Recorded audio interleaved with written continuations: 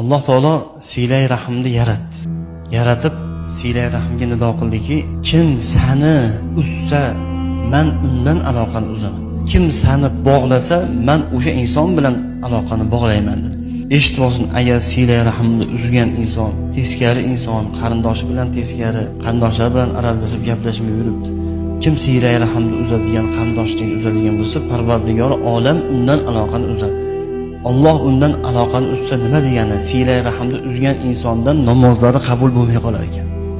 Silay rahmni uzib yurgan inson modomiki tavba qilmay yurar ekan, duosi ijobat bo'lmas ekan. Qilgan sadoqati qabul bo'lmas ekan. To tavba qilganigacha. To'g'ri-da, mana Alloh aytayapti-ku, silay rahmni uzgandan men aloqani uzaman deyapti. Qarang.